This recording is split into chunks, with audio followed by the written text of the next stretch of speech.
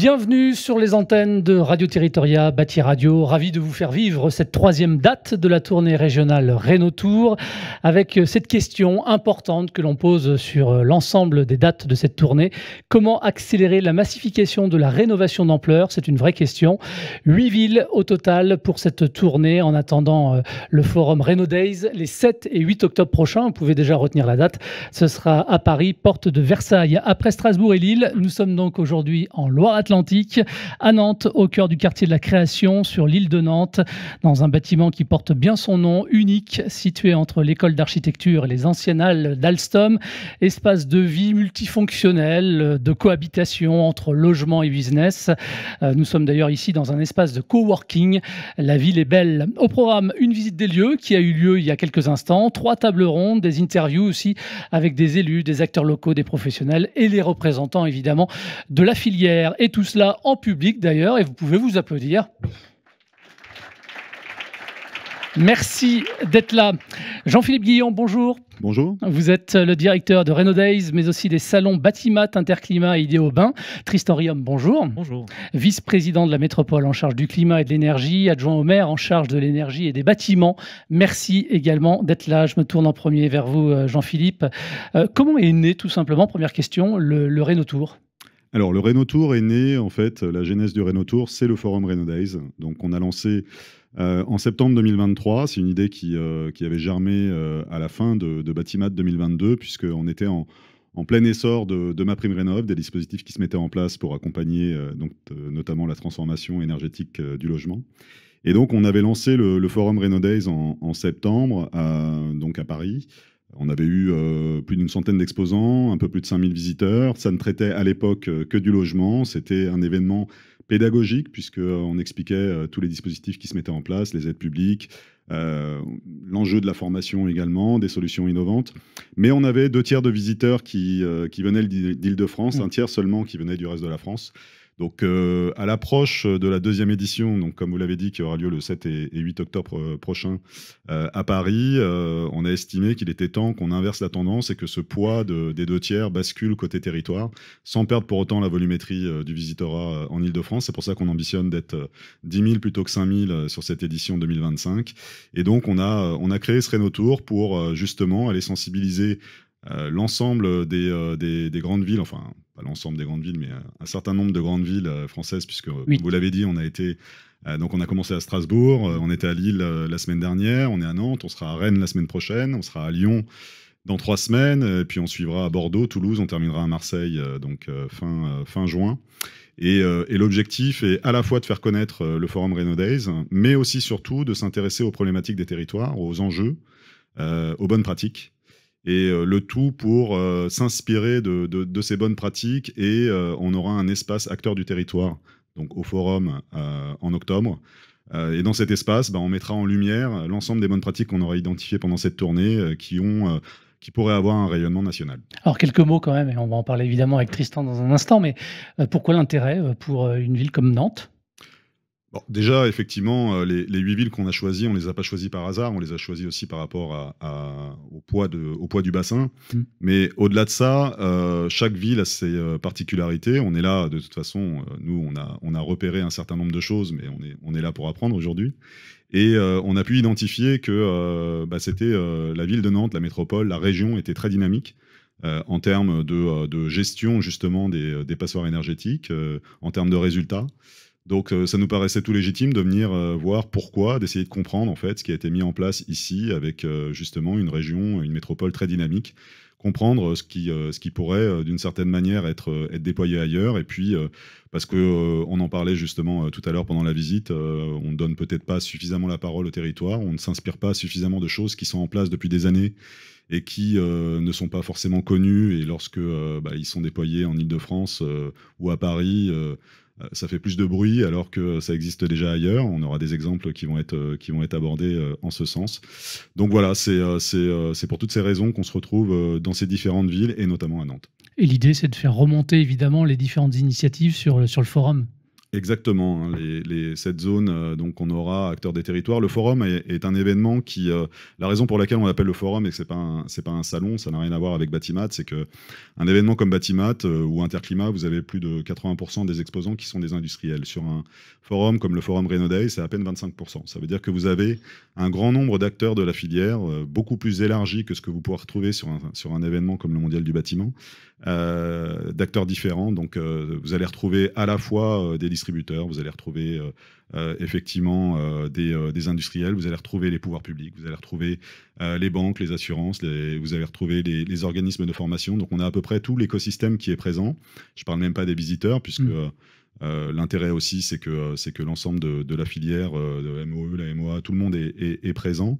Mais c'est avant toute chose en fait un événement pédagogique, comme je disais tout à l'heure, et on a à peu près autant d'espace pour l'exposition que pour le contenu, avec 220 prises de parole en 2 jours, donc c'est dense, et organisé de façon très segmentée en fonction de différentes problématiques. Donc vous allez retrouver à la fois ce qu'on appelle des masterclass, donc ça dure à peu près une demi-heure et vous avez donc un enseignement assez pédagogique sur une thématique bien précise, donc c'est une information plutôt descendante. Vous avez des workshops, donc là c'est des rencontres d'une vingtaine ou une trentaine de personnes qui se retrouvent autour d'une table et qui évoquent leurs problématiques, et tout ça sur à la fois la réglementation, les aides publiques, les solutions innovantes, les bonnes pratiques des territoires, les financements, la formation. Donc toutes ces thématiques sont abordées lors du forum. Et on les retrouve d'ailleurs ici même sur le Rénotour, ces thématiques. Merci Jean-Philippe. Tristan Riom, Nantes et Angers ont été sélectionnés par la Commission européenne pour atteindre la neutralité carbone en 2030. Comment est-ce qu'on fait pour tendre, en tout cas, vers cet objectif? Parce que 2030, c'est déjà demain presque. Oui, donc ça, c'est un appel à projet auquel on a répondu, en effet, pour dire qu'on voulait inscrire notre ville dans cette dynamique-là. Je ne vais pas vous cacher que c'est quand même un sacré enjeu. Et donc, nous, on a le plan climat là, de Nantes Métropole qui va être voté la semaine prochaine, d'ailleurs, à la métropole pour entrer en application, et qui vise la neutralité carbone à 2050. Et on a un ensemble de projets et on est réunis avec beaucoup d'acteurs là-dessus pour accélérer cet objectif pour atteindre 2030. Globalement, ça demande une planification territoriale, c'est-à-dire qu'en fait, il faut qu'on regarde tous les postes d'émissions de gaz à effet de serre sur le territoire et qu'on essaye d'agir sur tous ces postes-là avec les trois solutions qu'on connaît déjà bien. C'est de la sobriété, c'est-à-dire qu'il y a plein de choses qu'on fait, de choses qu'on consomme, qu'il faut arrêter de consommer, donc réfléchir à tout ce qu'on consomme dans la société pour d'abord arrêter ce qui est inutile. Ensuite, de l'efficacité. Ça, c'est généralement les acteurs industriels qui sont bien positionnés là-dessus pour être plus efficaces sur l'énergie qu'on consomme. Et enfin, avoir des sources d'énergie renouvelables. On estime qu'une métropole comme Nantes, elle peut être 100% énergie renouvelable d'ici 2050, mais qu'en 2050, on aura la moitié de notre énergie qui sera importée. Ça veut dire que l'horizon qu'on a, c'est qu'en 2050, on produit la moitié de notre énergie de manière locale, consommée locale, et le reste est importé. Donc, on doit travailler avec les territoires alentours sur la production énergétique. Un travail de coopération, donc. Accompagnement personnalisé, aide à la décision, suivi du projet, prime de la métropole. À Nantes, il existe mon projet Rénov'. C'est un service public local d'accompagnement à la rénovation énergétique. Concrètement, de quoi il en retourne et ça s'adresse à qui ? Donc, en effet, à la métropole, on a ce qu'on appelle Mon Projet Rénov', qui n'est pas à confondre avec Ma Prime Rénov'. On était là avant, mais on n'a pas attaqué l'État, pour autant, on est sympa. Donc, Mon Projet Rénov', c'est le dispositif d'accompagnement à la rénovation thermique qu'on a sur la métropole, et c'est le même depuis 6, 7, 8 ans à peu près. Ça veut dire que malgré le fait qu'au niveau national, la manière d'accompagner a changé, les manières de financer ont changé, nous, on est resté avec le même marketing, si je puis dire, mais en vrai, c'est les mêmes dispositifs d'accompagnement. Donc, on est passé des espaces info-énergie au SAR et la PTRE. Maintenant, ça va être le SPRH. Mais malgré tous ces sigles barbares, les gens, en fait, ils s'en fichent. Ils ont une maison à rénover ou un appartement à rénover. Donc, nous, on dit, ça s'appelle Mon Projet Rénov'. Et dans ce magma de changement, nous restons stables pour apporter aussi de la fiabilité. C'est important parce que lorsqu'il faut aller convaincre dans une AG de copropriétaire que oui, on s'engage sur un projet de travaux et que ça va nous prendre plusieurs années, et qu'on commence par un audit, puis une maîtrise d'œuvre, puis des travaux, puis il y a le Covid ou je sais pas quoi, bref, qu'en fait ça va être long, il faut assurer que les dispositifs ne vont pas changer. Et donc, c'est pour ça que nous, on essaye d'amener cette stabilité dans les accompagnements. Donc ça, c'est un dispositif qui date de 2018, c'est ça? Oui, c'est ça. On avait autre chose avant, mais en effet, le format tel qu'il est, ça date de 2018. Et on a l'idée comme ça, pour se donner un petit chiffre, de maisons, de copropriétés qui ont été accompagnées depuis l'existence du dispositif? On vise 800 logements en copro par an. Ça, c'est donc sur vraiment ce qu'on accompagne en direct. Au niveau territorial, on a un objectif qui est plus grand, qui est 5000 rénovations par an. Donc la différence entre les deux, c'est entre ce qu'on accompagne et ce qui se passe, qu'il y a une différence. Il y a aussi le parc public. Donc globalement, avoir une stratégie de rénovation, c'est une pieuvre avec beaucoup de modes d'action.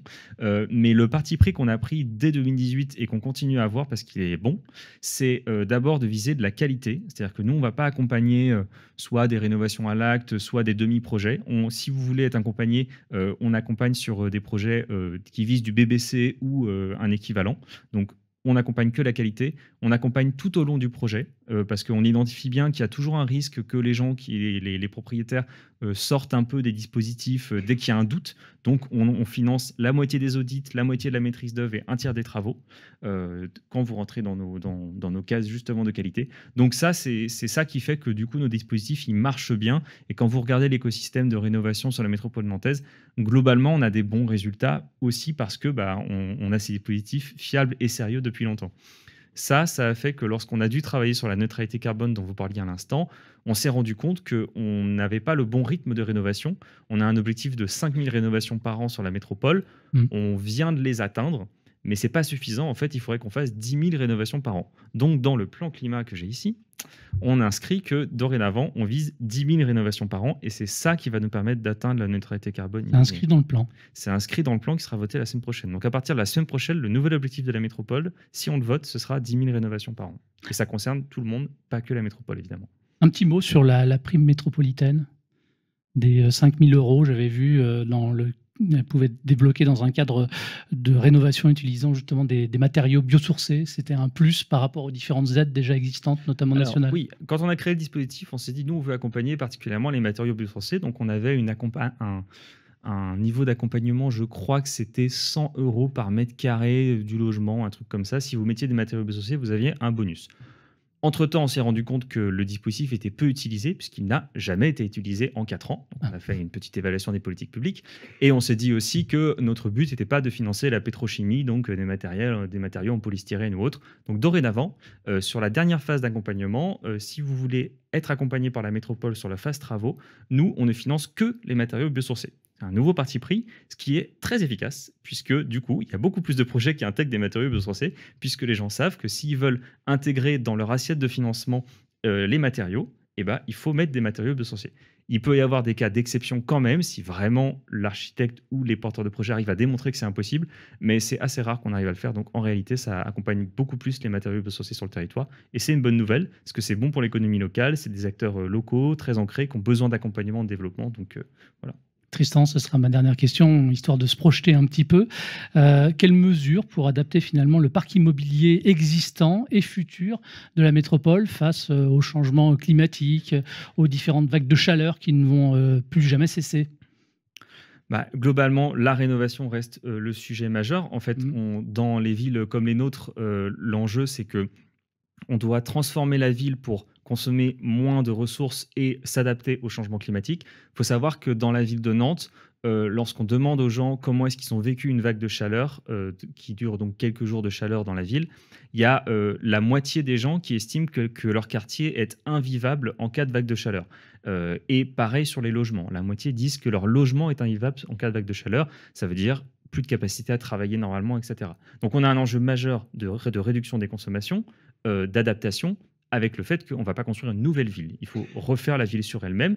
Donc, ce qui est clair, c'est que dans les années à venir, tous les documents de planification, les plumes, les PLUI, tous ces documents vont devoir prendre en compte que le sujet majeur, c'est reconstruire la ville sur elle-même et aussi rénover, adapter les logements. Donc, la rénovation thermique, c'est vraiment la réponse à ça. Dans une ville comme Nantes, Globalement, le sujet, c'est ne pas installer de climatiseurs, parce que si on commence à installer des climatiseurs comme solution d'adaptation, on n'est pas rendu. Donc, il faut vraiment qu'on fasse de la rénovation efficace qui prenne en compte aussi cette question du confort face à la chaleur.